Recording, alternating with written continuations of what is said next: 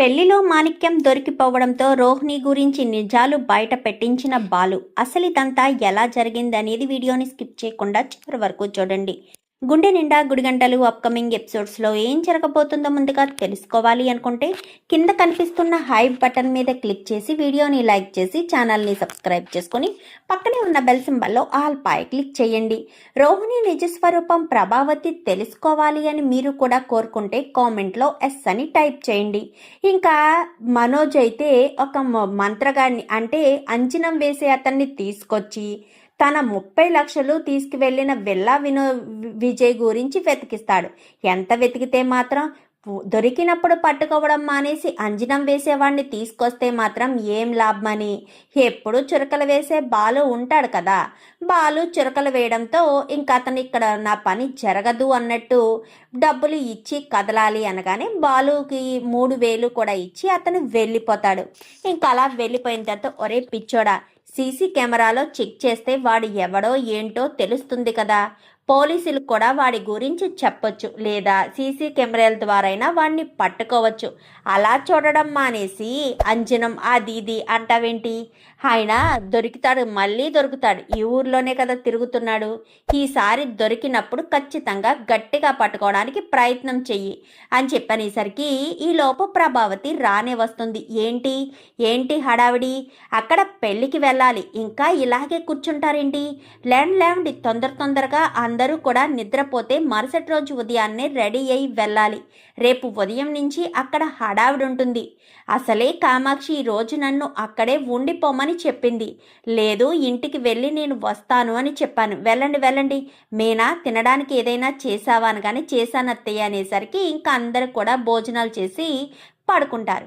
మరుసటి రోజు ఉదయాన్నే ఇంకా పెళ్లి గొడవ మొదలైపోతుంది. అక్కడ మాణిక్యం హడావిడి మీద హడావిడి చేస్తూ ఉంటాడు. ఎందుకంటే మేనమావగా పెళ్లి బాధ్యత అంతా తనదే కదా. హడావిడి చేస్తూ ఉంటాడు. హడావిడి చేస్తూ వంటల వాళ్ళని ముందు టిఫిన్లు చేయండి, తర్వాత భోజనాల సంగతి చూద్దురు, ఎవ్వరికి ఏ లోటు రాకూడదు. ప్రతి ఒక్క వ్యక్తి వచ్చిన అందరూ కళ్యాణ మండపం విడిచి వెళ్ళేంత వరకు మీరు రిలాక్స్ అవ్వకూడదు. ఎప్పుడు ఏ క్షణాన్న ఎవరికి ఏం కావాలో ప్రతి ఒక్కటి చూసుకోవాలి. మాట వస్తే మాత్రం అస్సలు ఊరుకోను. ప్రతి వంటకం కూడా చాలా టేస్ట్గా ఉండాలి అంటూ మాణిక్యం కాస్త తెగ హడావిడి చేస్తాడు. ఏంటి తమ్ముడు గారు, హడావిడంతా మీ దగ్గరే ఉంది అంటూ రంగా మాట్లాడడంతో, అంతే కదా అన్నయ్య గారు, అన్నీ దగ్గరుండి చూసుకోవాలి కదా. పైగా మా అక్క అసలే ఊరుకోదు, ఒక్కగానొక్క కొడుకు, ఇలా చేసావేంటిరా తమ్ముడు అంటూ నన్ను మాటంటే ఇంత కష్టపడినా వృధానే అవుతుంది. అందుకోసమని వంటల్లో ఏ తేడా రాకూడదు. పెళ్లి గురించి ఎవరు మాట్లాడుకోరండి. కడుపు నిండా భోజనం చేసి భోజనాలు బాగున్నాయి అన్న మాటే బయటికి వస్తుంది. అలాంటి మాట రావాలి కానీ బాగోలేదు, ఏం భోజనం పెట్టారా అన్న మాట అయితే రాకూడదు కదా. నా ఫిలాసఫీ అయితే అది అని చెప్పనేసరికి కరెక్ట్గా చెప్పారు తమ్ముడు గారు అని చెప్పి ఇంకా రంగా అయితే మాట్లాడతాడు. సరే అన్నయ్య గారు, నేను వెళ్ళి టిఫిన్ల దగ్గర చూస్తాను. వాళ్ళ దగ్గర ఎవరొకరు లేకపోతే వాళ్ళు అసలు నా మాట వినేటట్టుగా కనిపించట్లేదు అని మాణిక్యం ఇలా వెనక్కి ఇలా తిరుగుతాడు. ఈలోపు సత్యం ఫ్యామిలీ మొత్తం వస్తూ ఉంటుంది. తమ్ముడు గారు, మాణిక్యం తమ్ముడు గారు అని రంగా 4-5 సార్లు పిలిచినా వాడు వినిపించుకోకుండానే వెళ్ళిపోతాడు. అయ్యో, తమ్ముడు గారికి మా సత్యం ఫ్యామిలీ గురించి పరిచయం చేద్దామనుకుంటే వినిపించుకోకుండానే వెళ్ళిపోయారు. ఆయన హడావుల్లో ఏదో ఆయన తిరుగుతున్నాడు. సరే, కళ్యాణ మండపంలోనే కదా ఉంటారు, ఇప్పుడు కాకపోతే కొంచెం సేపు తర్వాత అయినా సరే పరిచయం చేద్దాము అన్న ఉద్దేశంతో రంగా రండి, ఏంటి ఇంత ఆలస్యం, ఇంతకీ అందరూ రండి, సమయానికి వచ్చేవరా సత్యం. అమ్మా ప్రభా, వెళ్ళమ్మా వెళ్ళు, మీ తోడ పెళ్లి కూతురు ఇంకా రెడీ అవుతూనే ఉందనగానే సరే అన్నయ్య. అమ్మ మీనా, డెకరేషన్ అంతా కూడా చాలా బాగుంది.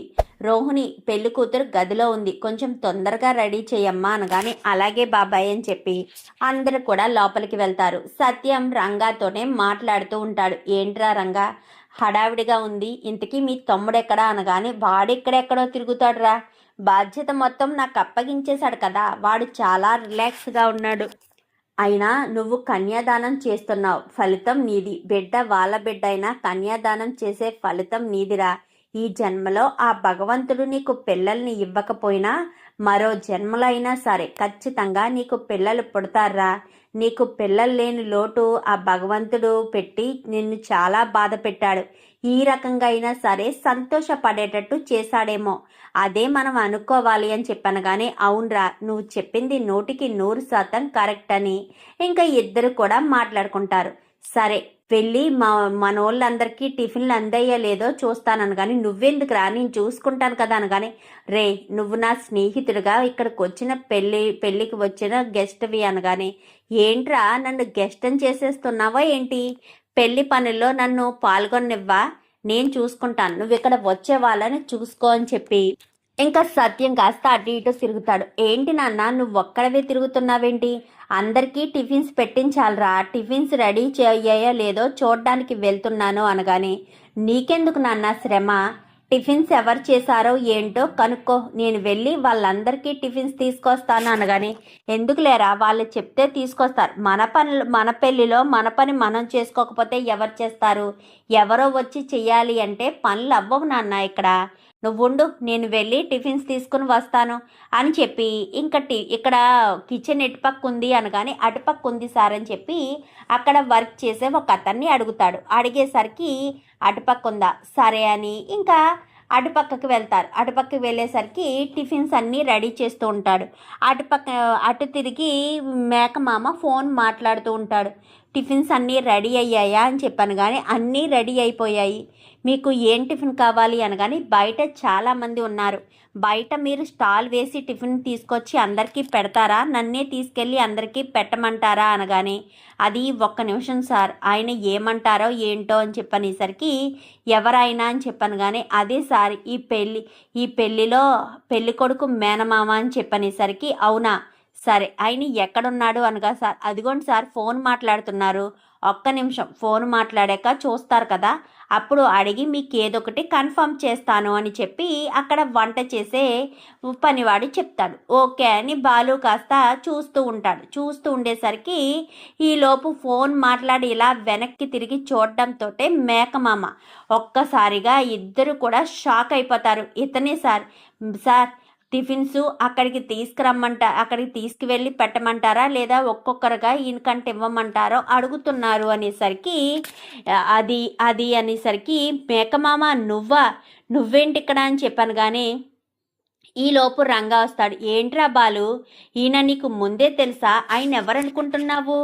మన సుందరికి కాబోయే భర్త వాళ్ళ మేనమామ.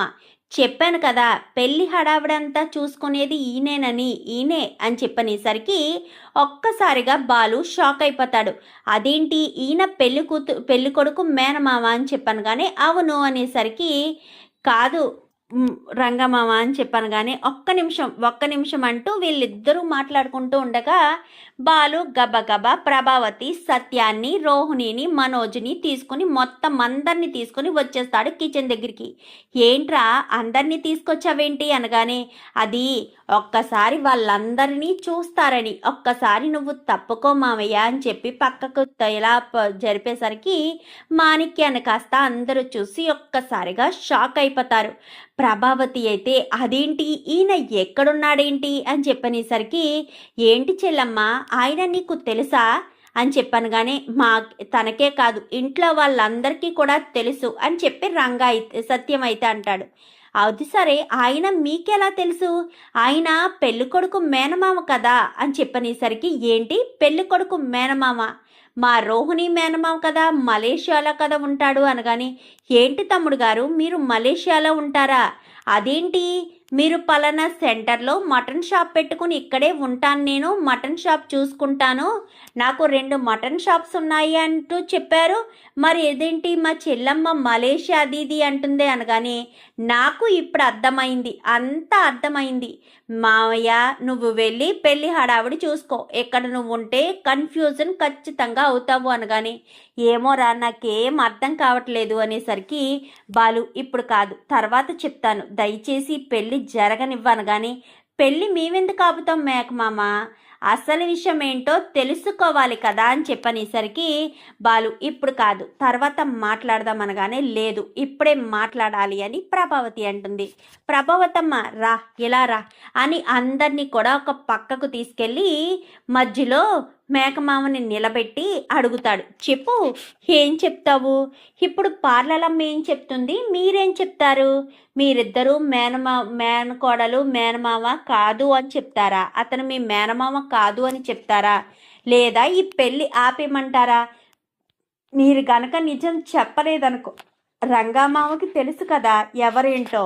నేను ఎంత మీ ఇంటికి వచ్చి మీ అక్క బావతో మాట్లాడింది కూడా మేమే, నేను మేనయ్య వచ్చి మాట్లాడాము. అంత మాట్లాడిన వాళ్ళము పెళ్ళి ఆపడం మాకు క్షణాల్లో పని. అలా పెళ్ళి ఆపేస్తే మీ మేనల్లుడి పరిస్థితి ఏమవుతుందో అది ఆలోచించుకోండి అనగాని, మీ సుందరి పరిస్థితి కూడా చూసుకోవాలి కదా అనగాని, సుందరికి కావాలితే మరొక అబ్బాయినిచ్చి పెళ్లి చేయడానికి నేను ఒప్పిస్తాను. మీ మేనల్లుడే మరీ అమాయకుడుగా ఉన్నాడు. అయినా ఇదంతా అవసరమా? పార్లలమ్మ మీకేమవుతుందో నాకు తెలీదు. పార్లలమ్మ కోసం మీ మేనల్లుడి జీవితాన్ని నాశనం చేసుకుంటారో ఏదో చూసుకుని మీకు 10 నిమిషాలు టైం ఇస్తున్నాను. మీరు అక్షరం పొల్లు పోకుండా నిజం చెప్పకపోతే మాత్రం తర్వాత చాలా నష్టపోవాల్సిన పరిస్థితి వస్తుంది. ఏదొక్కటి చేసి ఖచ్చితంగా పెళ్ళైతే ఆపేస్తాను, తర్వాత మీ ఇష్టం అని చెప్పనేసరికి, వద్దు బాలు అంత పని చెయ్యొద్దు అనగానే, అయితే అక్షరం పొల్లిపోకుండా నిజం బయట పెట్టండి. అసలు ఈ రోహిణి మీకెలా తెలుసు? రోహిణి నిజంగానే మీ మేనకోడలా అని చెప్పాను. కానీ అమ్మా ప్రభావతమ్మ నన్ను క్షమించండి, సత్యం గారు నన్ను క్షమించండి, నిజానికి రోహిణికి నాకు అని చెప్పాను. కానీ మామయ్య అని చెప్పనేసరికి చెంప పగలగొడుతుంది ప్రభావతి. అయితే నోరు మూసుకుని ఉండు, నోరు ఎత్తేవంటే మాత్రం ఊరుకోను, మీరు చెప్పండి అని చెప్పనేసరికి, అమ్మ ప్రభావతమ్మ నన్ను క్షమించమ్మా, నిజానికి రోహిణికి నాకు ఎలాంటి సంబంధం లేదు. ఒకరోజు నేను మటన్ షాప్లో నా పని నేను చేసుకుంటూ ఉండగా రోహిణి విద్య ఇద్దరు కూడా నా దగ్గరికి వచ్చారు. ఇద్దరు నా దగ్గరికి వచ్చి ఇలా ఒక సినిమాలో జూనియర్ ఆర్టిస్ట్గా చేస్తారా అంటూ మాట్లాడారు. నాకు కొంచెం నటన పట్ల ఇష్టం ఉంది, ఆ ఇష్టంతో సరే అని చెప్పాను. అలా నటించడం కోసం, మలేషియా మేనమామగా నటించడం కోసం మీ అత్తయ్య వాళ్ళ ఇంటికి నన్ను తీసుకొచ్చారు. అక్కడికి వచ్చిన తర్వాత నేను అందరి ముందు నటించడం మొదలుపెట్టాను. ఆ తర్వాత నన్ను సడన్గా అక్కడి నుంచి వెళ్ళిపోమని చెప్పారు. ఆ తర్వాత మళ్ళీ ఇంకొకసారి ఇంటికి రమ్మని చెప్పింది. అప్పుడు నాకు అర్థమైంది ఇది నటన కాదు, నిజ జీవితం. తను కావాలనే మీ అందరినీ మోసం చేస్తుందని వెళ్ళి నిలదీసేసరికి అది నా జీవితం అని ఏదో చెప్పుకొచ్చింది. సరే, ఆడపిల్ల జీవితాన్ని నేనెందుకు నాశనం చెయ్యాలి, ఆడపిల్లను నేనెందుకు ఇబ్బంది పెట్టాలి అన్న ఒకే ఒక్క కారణం చేత నేను, సరే నాకు కష్టం కలిగించినంతసేపు నీకు సహాయం చేస్తానమ్మా, నాకు ₹1 వద్దు, నా మేనకోడల్లాంటి దానివే నువ్వును అంటూ రోహిణికి నేను హెల్ప్ చేశాను. తనకి అవసరం వచ్చిన ప్రతిసారి, తను ఇబ్బందుల్లో ఉన్న ప్రతిసారి కూడా నేను వేషం వేసుకుని అబద్ధం చెప్పి మిమ్మల్ని అందరినీ మోసం చేశాను. నిజానికి మీకు నాకు ఏ కక్ష ఏమీ లేదు, కేవలం తన కోసం మాత్రమే చేశాను. అది మీరు గుర్తించండి చాలు. ఈ పెళ్ళి ఏమీ ఆపద్దు, ఈ పెళ్ళి జరిపించండి. ఒకవేళ సుందరితో పెళ్ళి జరగకపోతే నా మేనల్లుడు నిజంగానే ప్రాణం తీసుకుంటాడు. వాడు ఒట్టి అమాయకుడు అని చెప్పి ఇంకా చేతులు జోడించి బ్రతిమలాడేసరికి, ప్రభా ఇంకా ఈ విషయం ఇక్కడితో వదిలే, ఏదైనా ఉంటే పెళ్ళి తర్వాత చూసుకుందాం. ఇప్పుడు నువ్వు రాద్ధాంతం చేసినా ఏం చేసినా అనవసరంగా రంగా బాధపడతాడు. ఈ పెళ్లి కోసం వాడు ఎన్నో ఆశలు పెంచుకున్నాడు. ఇప్పుడు మనం రాద్ధాంతం చేస్తే మనమే చెడ్డవాళ్ళం అవుతాము. జరిగిందేదో జరిగింది, ఏదైనా సరే ఇంటికి వెళ్ళాక మన ఇంట్లో 4 గోడల మధ్య తేల్చుకుందాము అని చెప్పనేసరికి సరే అని ప్రభావతి ఏం మాట్లాడకుండా అక్కడి నుంచి ప్రభాని తీసుకుని వెళ్ళి సత్యం ఒక చోట కూర్చుంటాడు. ప్రభావతికి మాత్రం ఒంట్లో కోపం మామూలుగా రాదు, బేభత్సంగా తను కోపంతో రగిలిపోతూ ఉంటుంది. ఇంకా అలా ప్రభావతి ఉండేసరికి ఇంకా బాలు అయితే ఏం మాట్లాడకుండా పార్లలమ్మ వంక చూస్తాడు. మీనా ఇటు రోహిణి, మీనా ఇటు శృతి, రవి వీళ్ళ నలుగురు మాత్రం మాట్లాడుకుంటారు. రోహిణి ఇంత మోసం చేసిందా? నాకు ముందు నుంచి అనుమానమే బాలు. అసలు ఆయన నిజంగా మలేషియా నుంచి వచ్చాడా అని అనుమానం. పైగా అస్తమానం మటను మటను అంటే ఏటి మటన్ షాప్లో పని చేస్తాడా ఏంటి అని డౌట్ వచ్చింది. నిజానికి క్లారిటీ వచ్చింది అని చెప్పనేసరికి ఇప్పుడు అత్తయ్య పరిస్థితి ఏంటో. మామూలుగానే రోహిణి 40 లక్షలతో మనోజ్తో అది షాపు పెట్టించిన తర్వాతే రోహిణిని అత్తయ్య కుక్కను కొట్టినట్టు కొట్టారు. ఇప్పుడు వాళ్ళ మామయ్య మలేషియా కాదు అన్న విషయం బయటపడింది. అత్తయ్య ఉగ్రరూపం చూస్తుంటేనే నాకు భయమేస్తుంది. ఒక్కసారి అటు చూడండి అనేసరికి ప్రభావతి చాలా కోపంగా రగిలిపోతూ ఎప్పుడెప్పుడు తన కోపాన్ని బ్లాస్ట్ చేయడానికి రెడీగా ఉన్న అగ్ని పర్వతంలా కనిపించేసరికి ఇప్పుడు ఇంటికి వెళ్ళాక ప్రభావతమ్మ యాక్షన్ థ్రిల్లర్ మూవీ స్టార్ట్ అవుతుంది అని చెప్పి బాలు అనేసరికి ఏంటి బాలు కామెడీగా ఉందా అని చెప్పాను. కానీ మరి ఏంటి డబ్బుడమ్మా, అబద్ధాలు చెప్తారా? మేనమావ అంటేనే అబద్ధం, అసలు మేనమావ అన్న రిలేషనే లేదు. మరి ఎంత పెద్ద అబద్ధం చెప్పింది అంటే పార్లలమ్మకు ఎంత ధైర్యం అనాలి? నిజంగా వాళ్ళ మేనమామే లేదంటే నాన్న కూడా అబద్ధమేనా? మలేషియా కూడా అబద్ధమేనా? మలేషియా కూడా అబద్ధమేనని నాకు అనిపిస్తుంది అని చెప్పి బాలు అనేసరికి ఏమో బాలు, నువ్వు చెప్పేదే నిజం కావచ్చు. మలేషియాలో కూడా వాళ్ళ నాన్న లేడేమో, ఉన్నాడని అబద్ధం చెప్పుండొచ్చు. ఎంతసేపు చెప్పిందే కానీ ఈ సంవత్సర కాలంలో వాళ్ళ నాన్న ఇక్కడికి రావడానికి ఒక్కరోజు కూడా తీరిక రాలేదా? రాకుండానే ఉంది అంటే ఖచ్చితంగా ఏదో ఆలోచించాల్సిన విషయమే అని నలుగురు ఆలోచిస్తూ ఉంటారు. ఏంట్రా నలుగురు ఇక్కడ మీటింగ్ పెట్టారు, అక్కడ పెళ్ళి అక్కడంతా చూడొద్దా? అమ్మ మీనా, సుందరిని రోహిణిని తీసుకెళ్ళి రెడీ చేయించమ్మా. ఏంటి మీకు చెప్పాను కదా అనగానే సరే సరే బాబాయ్ అని చెప్పి రోహిణి అని చెప్పి మీనా పిలుస్తుంది. ఏంటి మీనా అని చెప్పాను. కానీ అది సుందరిని రెడీ చేయాలంట అని చెప్పనేసరికి సరేనని ఇంకా గదిలోకి వెళ్ళిన తర్వాత మీనా అని చెప్పాను. కానీ ఏంటి రోహిణి ఏంటి అని చెప్పాను. కానీ ఏమీ లేదని చెప్పి ఇంకా రోహిణి అయితే మాట మార్చేస్తుంది. ఇంకా భయం వేస్తుంది రోహిణికి. ఇంటికి వెళ్ళాక తన సిచ్యువేషన్ ఏంటి, ఎలా రియాక్ట్ అవుతుంది, వాళ్ళ అత్తగారు కొడుతుంది తిడుతుంది అన్నది కామను. ఆ తర్వాత పరిస్థితి ఏంటి, తనని ఇంట్లో ఉండనిస్తుందా లేక ఇంట్లోంచి బయటికి పంపేస్తుందా? వాళ్ళ నాన్న అంటూ చెప్పుకొచ్చాను, మలేషియాలో మా నాన్న అంటూ చెప్పుకొచ్చాను, ఆయన చనిపోయాడు అని కూడా చెప్పాను. ఇప్పుడు నన్ను నిలదీసి అడిగితే నేను ఏం చెప్పాలి? అయినా నేను చెప్పాల్సిందేముంది, మాణిక్యం అంతా చెప్పేశాడు కదా, ఇంకా నా చేతుల్లో ఏమీ లేదు కదా చెప్పడానికి అనుకుంటూ ఇంకా రోహిణి అయితే మేకప్ చేస్తూ కంటికి పెట్టాల్సింది పోయి మరొక చోట పెట్టడానికి ట్రై చేస్తూ ఉంటుంది ఫేస్ మీద. రోహిణి ఏం చేస్తున్నావు? నీ బుర్ర ఇక్కడే ఉందా ఎక్కడైనా ఉందా? ఏదైనా సమస్య ఉంటే తర్వాత చూసుకోవాలి. నువ్వు వర్క్ చేసేటప్పుడు వర్క్ మీదే కదా నీ దృష్టి పెట్టాలి.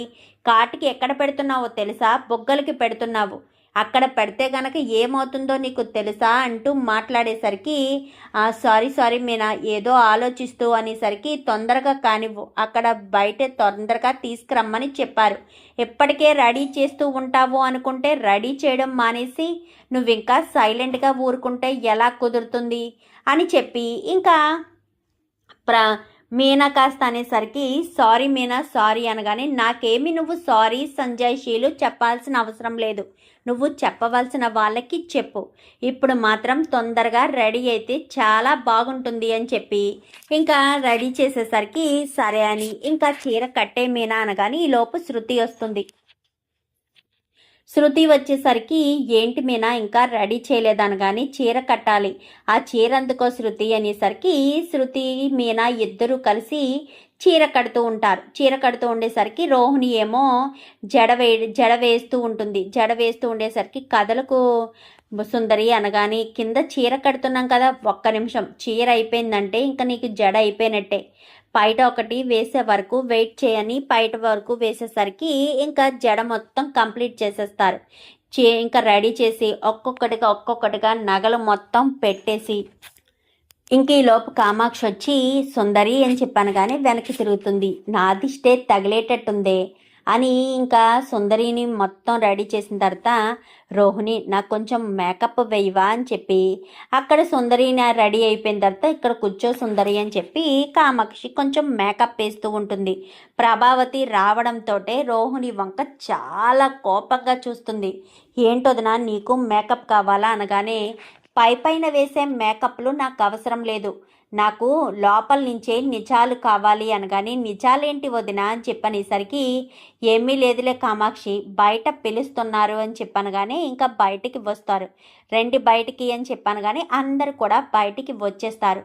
బాలు మాత్రం నాన్న ఏంటి పరిస్థితి అనగానే ఏమోరా బాబు మీ అమ్మ నాతో ఒక్క మాట కూడా మాట్లాడలేదు, అగ్నిపర్వతం ఎప్పుడెప్పుడు బ్లాస్ట్ అవుతుందా అని భయంగా ఉంది. రోహిణి గురించి నిజాలు మొత్తం తెలిసిపోయాయి. రోహిణి వాళ్ళ మలేషియా అంటూ ఏదో చెప్పుకొచ్చింది కదా, అదంతా అబద్ధమని మీ అమ్మ అనుకుంటుంది. మరి ఏం చేస్తుందో ఏంటో, ఎలాంటి నిర్ణయం తీసుకుంటుందో నా ఊహకు కూడా అందట్లేదు అని చెప్పి ఇంకా సత్యం బాలు ఇద్దరు మాట్లాడుకుంటారు. ఇంకా అలా కోపంగానే ఉంటూ పెళ్ళి అయ్యేంత వరకు ఓపిక పట్టి పెళ్ళి అవ్వడంతో అన్నవరం తీసుకువెళ్ళాలి అని అందరూ చెప్పడంతో సరే మీరు వెళ్ళండిరా అని చెప్పనేసరికి బాలు మీరైనా వస్తారా అనగానే మేమెందుకులే మామ, మీరు వెళ్ళండి, వాళ్ళ జంట మీ జంట మొత్తం 3 జంటలు 4 జంటలు సరిపోవు కదా, అందుకే కారులో వెళ్ళండి అనేసరికి సరేనని ఇంకా 3 జంటల కోసమని ఒక పెద్ద కారు పురమాయిస్తాడు బాలు, 7 సీటర్ది. పెళ్లి కూతురు పెళ్లి కొడుకు అలాగే డ్రైవరు మొత్తం అంతా కూడా 6 సరిపోయేటట్టు. ఎందుకంటే వీళ్ళ మాణిక్యం ఫ్యామిలీ ఉండాలి, మాణిక్యం వాళ్ళ అక్క వాళ్ళ ఫ్యామిలీ ఉండాలి. సో 2 కార్లు అయితే బెటర్ ఏమో, 6 కాదు కదా 8 మంది కదా, నేనేం మర్చిపోయానని 2 కార్లు పురమాయించే బాలు అనేసరికి 2 కార్లు పురమాయించేస్తాడు. 2 కార్లు పురమాయించేసరికి 2 కార్ల మీద వెళ్ళిపోతారు అందరూ కూడా. ఇంకా 2 కార్ల మీద వెళ్ళిపోయిన తర్వాత ఇంకా ఇంటికి వెళ్దామా అని ప్రభావతి చాలా కోపంగా అనేసరికి సరేనని ఇంకా అక్కడి నుంచి కాస్త ఇంటికి వస్తారు. రావడంతో ప్రభావతి గబ్బా గబ్బా వెళ్ళిపోయి కూర్చుంటుంది కుర్చీలో. ఒక్కొక్కరుగా వచ్చి నిలబడుతూ ఉంటారు. అందరూ నార్మల్గా ఉంటారు. రోహిణి మాత్రం చేతులు వణికిపోతూ టెన్షన్ పడుతూ ఉంటుంది. టెన్షన్ పడుతూ ఉండేసరికి ఇంకా ఇంట్లోకి రావడంతో రోహిణి చెంప పగలగొడుతుంది ప్రభావతి. ఎందుకే నాకు అబద్ధం చెప్పావు, నీకు నేను ఏమన్యాయం చేశానే, నేను ఎంతలా అనుకున్నానో తెలుసా, ఎంత నమ్మానో తెలుసా, నువ్వు నన్ను ఎంత మోసం చేస్తావని కలలో కూడా అనుకోలేదు, ఈ రకంగా మోసం చేస్తావని అస్సలు ఊహించలేదు. అయినా ఏమనుకుంటున్నావే, నాకంటే తింగరది నీకు దొరకలేదా, ఈవిడి ఏం చెప్పినా వినేస్తుంది అని అనుకున్నావా ఏంటి, అసలు నన్ను ఒక మనిషిలా లెక్క కట్టావా, నువ్వు ఎంత దారుణంగా ఈ రకంగా అబద్ధాలు చెప్తావని కలలో కూడా అనుకోలేదే, నువ్వు నన్ను ఎంత మోసం చేస్తావని అసలు నేను ఊహించనే లేదు అని చెప్పి మాట్లాడేసరికి అది కాదత్తయ్య అని చెప్పి ఇంకా రోహిణి కాస్త మాట్లాడడానికి ప్రయత్నం చేస్తుంది. ఎంత మాట్లాడడానికి రోహిణి ప్రయత్నం చేసినా ప్రభావతి మాత్రం రోహిణి మాట వినిపించుకోదు. అది కాదత్తయ్య అంటూ ఎంత చెప్పాలని ప్రయత్నించినా కానీ రోహిణి తనకు నువ్వు నాకేమీ చెప్పడానికి వీల్లేదు, నేను నీ మాట అస్సలు వినను, ఎందుకంటే నువ్వు నన్ను మోసం చేశావు, నువ్వు ఈ రకంగా నన్ను మోసం చేస్తావని కలలో కూడా అనుకోలేదు, అలాంటిది నీ మాట నేనెందుకు వింటాను, నువ్వు చెప్పింది నేనెందుకు నమ్ముతాను, నీ మాట నమ్మను, నిన్ను నమ్మను అని చెప్పి ఇంకా ప్రభావతి రోహిణిని చిత్త కొట్టేసరికి ప్రభా ఎందుకు అంతలా కొడుతున్నావు అనగానే మోసపోయానండి, మోసపోతే తెలుస్తుంది ఆ బాధ ఏంటో, మీకెలా తెలుస్తుందండి, మీరు కానీ మోసపోయారా ఏంటి, మోసపోయింది నేను కదా అంటూ ఇంకా ప్రభావతి కాస్త అనేసరికి, అది కాదత్తయ్య, ఒక్కసారి నేను చెప్పేది వినండి అత్తయ్య. ఏం చెప్తావే, మరొక అబద్ధానికి తెర దించుతావా? మరొక అబద్ధమాడి ఇంకా నన్ను పిచ్చిదాన్ని చేస్తావా? ఇప్పటికే నీ మాటలు నమ్మి ఇంట్లో వాళ్ళందరి ముందు పిచ్చిదాన్ని అయిపోయాను, ఇంకా ఇంకా పిచ్చిదాన్ని చేస్తూనే ఉంటావా అంటూ ప్రభావతి తననైతే కొడుతుంది. మరి ప్రభావతి ఇప్పుడు రోహిణిని ఇంట్లో ఉండనిస్తుందా, లేక ఇంట్లోంచి బయటకు గెంటేస్తుందా? చూద్దాం మరి రాబోయే ఎపిసోడ్స్లో ఏం జరుగుతుందో. వీడియో నచ్చితే లైక్ చేసి ఛానల్ని సబ్స్క్రైబ్ చేసుకుని పక్కనే ఉన్న బెల్ సింబల్లో ఆల్ పై క్లిక్ చేయండి. Thank you for watching.